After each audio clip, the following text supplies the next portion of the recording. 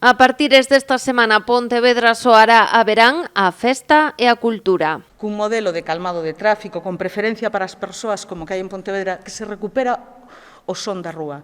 En Pontevedra, os espazos públicos non sonan a coches conxestionados facendo barullo.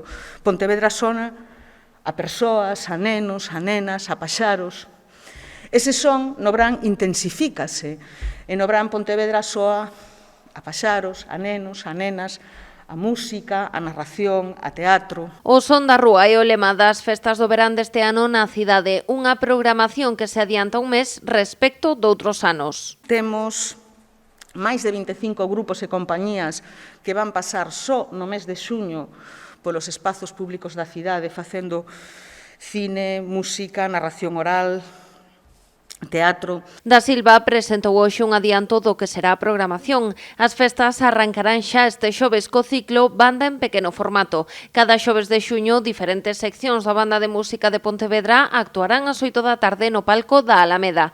Tamén esta fin de semana celebrarase unha das novidades nas pistas de Campolongo, a proposta Audivisión. Si, moi novidoso, non que se van proxectar películas e tamén se vai facer o último día, o domingo día 6, vaise facer unha improvisación visual e sonora con música en directo e tamén xogando coas imaxes en directo. Os días 11, 12, 18 e 19 de xuño, o Parque das Palmeiras será o escenario de talentos emerxentes no marco do enclave local. Pola súa banda, do 18 ao 26 de xuño, regresa Sete Falares, que se desenvolverá na Alameda e na Praza da Pedreira.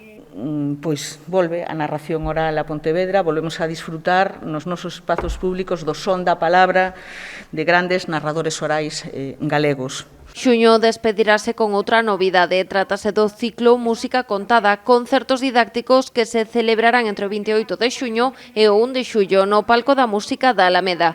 Serán ás 12:30 do mediodía e dirixidos a toda a familia.